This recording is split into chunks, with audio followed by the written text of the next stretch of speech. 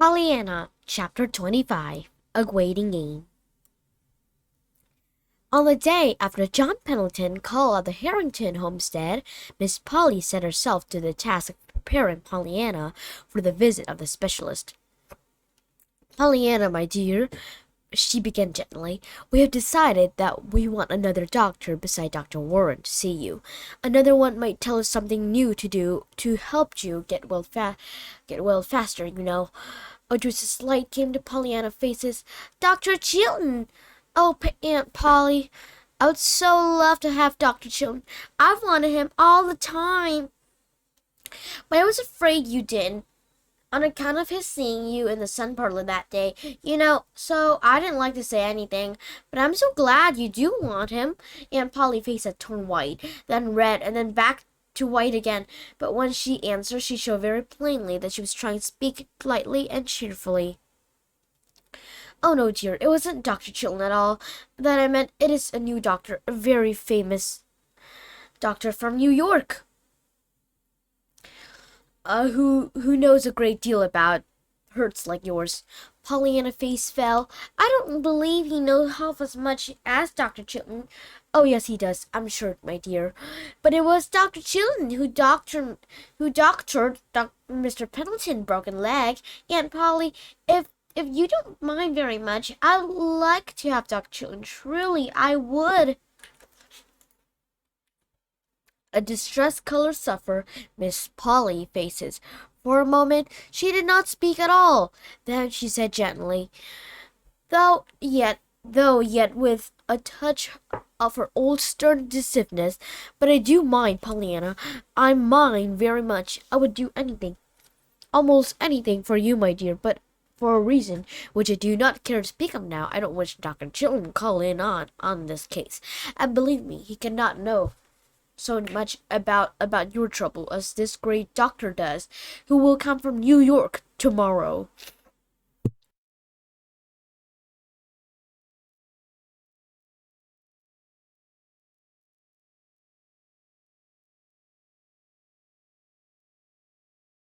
"Sorry, I sneeze." Pollyanna will look unconvinced. "But Aunt Polly, if you love Dr. Chilton—" "What, Pollyanna?"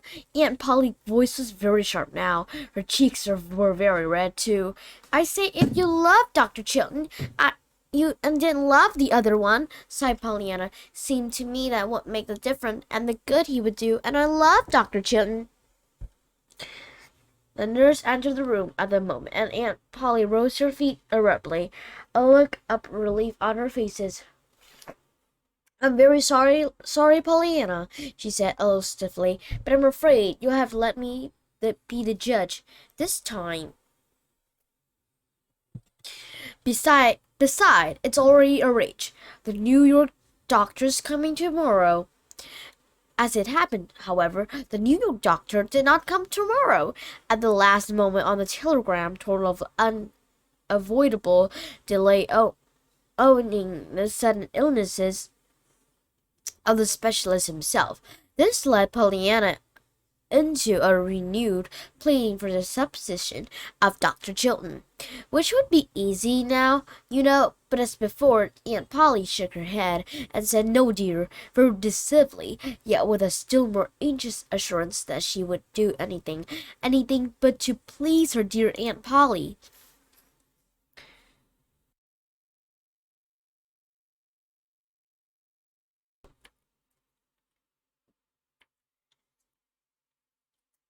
As the day of waiting passed one by one, it did indeed seem that Aunt Polly was doing everything but she could do to please her niece. "I wouldn't believe it. You couldn't have made me believe it," and Auntie said to old Tom one morning. "There don't seem to be a minute in a day that Miss Polly ain't just hanging around waiting to do something for the blessed lamp. It ain't more than to let in the cat and her that would let Fluff nor Bluff upstairs for love nor money a week ago, and now she lets 'em tumble all over the bed just 'cause it pleased Miss Pollyanna." And when she ain't doing nothing else, she's moving them little glass dangler around to different windows in the room so the sun make the rainbow dance, as that blessed child call it. She sends Timothy down to home greenhouse 3 times for fresh flowers. And that beside all the posy fetch into her too. And the other day, if I didn't find her sitting for the bed with the nurse Ashley down her hair, and Miss Pollyanna looking on and bossing from the bed, her eyes all shining and happy, and I declare to goodness if Miss Polly hadn't wore her hair like that every day now, just to please the blessed child. Old Tom chuckled. Well, it strike me Miss Polly herself ain't looking none the worse for wearing them around her forehead, he observed dryly. 'Cause she ain't, returned Nancy angrily. She looked like folks now. She's actually almost careful now, Nancy, interrupted the old man with a slow grin. You know what you said when I told you she was handsome once. Nancy shrugged her shoulder.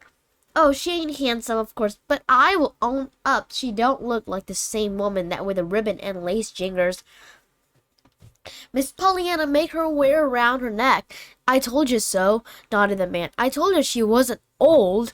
Nancy laughed. Well, I'll own up she hadn't got quite so good an admission of it as she did have, for Miss Pollyanna come, say Mr. Tom, who was her lover. I hadn't found it yet. I hadn't. Hadn't ya? Asked the old man, with an odd look on his face. Well, I guess you won't then for me.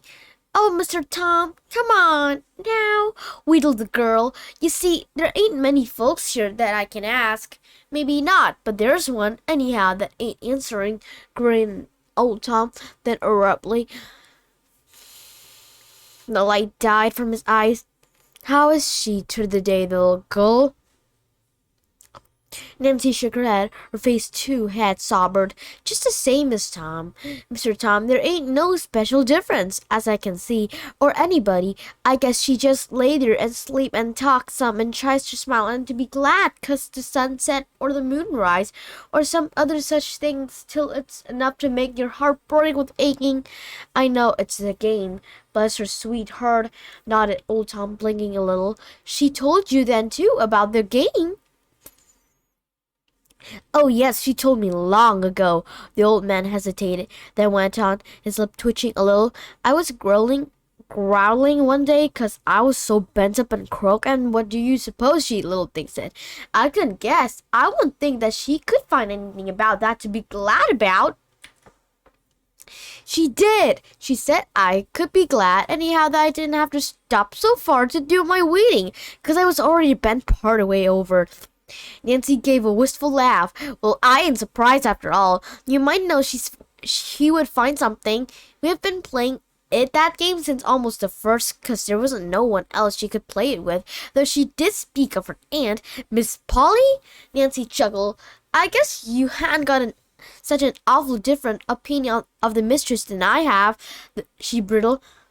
Old Tom sniffed stiffened. I was only thinking it would be some of the surprise to her, explained with dignity. Well, yes, I guess it would be then, retorted Nancy. I'm saying that it would be. Now, I'd love anything of the mistress now, even though she would take to playing it herself. She ain't the little gull told her. She ain't the little gull told her ever. She told everyone else, I guess. I'm hearing of it everywhere now since she was heard to, said Tom. Well, she didn't tell Miss Polly, rejoined Nancy. Miss Pollyanna told me long ago that she couldn't tell her 'cause her aunt didn't like to have her talk about her father, and it was her father's game, so she would have to talk about him, and she did tell it, so she never told her. Oh, I see. The old man nodded his head slowly. This was always bitter against the minister chap, all of them, 'cause he took Miss Ginny away from him, and Miss Polly, young as she was, could never forgive him. She was that fond of Miss Jeannie in them days. I see. It was a bad mess, he sighed as he turned away. Yes, it was all around, sighed Nancy in her turn as she went back to her kitchen, for no one were those days of waiting easy. The nurse tried to look cheerful, but her eyes were troubled. The doctor was openly and nervous and impatient. Miss Polly said little, but even softening a wave of her hair about her face and becoming lace at her throat could not hide the fact that she was growing thin and pale. As to Pollyanna, Pollyanna pet the dog, smoothed the cat's sleek head, admired the flower, and ate the fruit and jellies that were sent into her, and returned every cheery answer to many messages of love and inquiry that were brought to her bedside. But she too grew pale and thin, and the nervous activity of the poor little hand and the arms only emphasized the pitiful motionlessness of the once active little feet and legs now lying woefully quiet under the blanket. As to the game, Pollyanna told Nancy these days how glad she was going to be when she could go to school again, and go to see Mrs. Snow, and go to call on Mr. Pendleton, and go to ride with Dr. Chilton, nor did she seem to realize that all this gladness was in the future, not in the present. Nancy, however, did realize it, and cry about it when she was alone.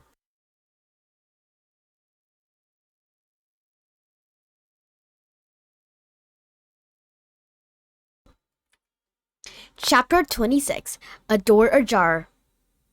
Oh, wait for me. Just a week from the time Mr. Mead, the specialist, was the first suspected, he was a tall, broad-shouldered man, with a kind gray eyes and cheerful smile. Pollyanna liked him at once and told him so. "You look quite a lot like my doctor. You see," she added engagingly, "your doctor." Dr. Mead glanced in evident surprise at Dr. Warren, talking about the nurse a few feet away. Dr. Warren was a small, brown-eyed man with a pointed brown beard. "Oh, that isn't my doctor," smiled Pollyanna, divining his thought. "Dr. Warren is Aunt Polly, doctor. My doctor's Dr. Chilton." Oh," said Dr. Mead a little oddly, his eyes resting on Miss Polly, who with a vivid blush, and turned hastily away. "Yes," Pollyanna hesitated, then continued with her youthful truthfulness. "You see, I wanted Dr. Chilton all the time, but Aunt Polly wanted you. She said you know more than Dr. Chilton anyway about broken legs like mine. And of course, if you do, I can be glad for that. Do you?" A swift something across his doctor face that Pollyanna could not quite translate. "Only time can tell that, little girl," he said gently. Then he turned a grave face toward Dr. Warren, who had just come to the bedside. Everyone did afterward that it was the cat that did it. Certainly, if Fluffy had not poked an instant paw and nose against Pollyanna unlatched door, the door would have swung noisily open on its hinge until it stood perhaps a foot ajar, and if the door had not been opened, Pollyanna would not have heard her aunt's words. In the hall, the two doctor, the nurse, and Miss Polly stood talking. In Pollyanna's rooms, Fluffy had just jumped to the bed with a little purring meow of joy when through the open door sounded clearly and sharply Aunt Polly agonized exclamation. "Not that, doctor, not that. You don't mean the child will never walk again?" It was all confusion then. First from the bedroom came Pollyanna, terrified. Aunt Polly, Aunt Polly." Then Miss Polly, seeing the open door and realizing that her words had been heard, gave a low little moan for the first time in her life, fainted dead away. The nurse, with choking "She heard," stumbled toward the open door. The two doctors stayed with Miss Polly. Dr. Mead had to stay. He had caught Miss Polly as she fell. Dr. Warren stood by helplessly. It was not until Pollyanna cried out again sharply, and the nurse closed the door, that the two men, with a despairing glance into each other's eyes, awoken to the immediate duty to bringing the woman into Mr. Mead's arm back to unhappy consciousness. In Pollyanna's room, the nurse had found a purring gray cat on the bed, vainly trying to attract the attention of a white-faced, wild-eyed little girl. "Miss Hunt, please, I want Aunt Polly. I want her right away. Quick, please." The doctor closed the door and came forward hurriedly. Her face was very pale. "She can't come just this minute, dear. She will a little later. What is it? Can't I get it?" Pollyanna shook her head. "But I want to know what she said just now. Did you hear her? I want Aunt Polly. She said something. I want her to tell me it isn't true. It isn't true." The nurse tried to speak, but no words came. Something in her face said an added terror to Pollyanna's eyes. Miss Hunt, you did hear her. It is true. Oh, it isn't true. You don't mean I can't ever walk again? There, dear. Don't, choked the nurse. Perhaps he didn't know. Perhaps he was mistaken. There's lots of things that could happen, you know. But Aunt Polly said he did know. She said he know more than anybody else about broken legs like mine. Yes, I know, dear, but all doctors make mistakes sometime. Just don't think any more about it now. Please don't, dear. Pollyanna flung out her arms wildly. But I can't help thinking about it, she sobbed. It's all there is now. Think about it. Why, Miss Hunt, how am I going to go to school or to see Mr. Pendleton or Mrs. Snow or anybody? She caught her breath and sobbed wildly for a moment. Suddenly she stopped and looked up, a new terror in her eyes. Why, Miss Hunt, if I can't walk, how am I ever going to be glad for anything? Miss Hunt did not know the game, but she did know that her patient must be quiet and that at once. In spite of her own perturbation and heartache, her hand did not bend idle, and she stood down the bedside with a quieting powder ready. There, dear. There, dear, just take this, she soothed, and by we'll more rest it, and we'll see what we can be done then. Things aren't half as bad as it seemed, dear. Lots of time, you know. Obediently, Pollyanna took the medicine and sipped the water from the glass in Miss Hunt's hand. I know, that sounds like things father used to say, flattered Pollyanna, blinking up the tears. He said there's always something about everything that might be worse, but I reckon he never just heard he couldn't ever walk again. I don't see how there can be anything about that. That could be worse, do you? Miss Hunt did not reply. She could not trust herself to speak just then.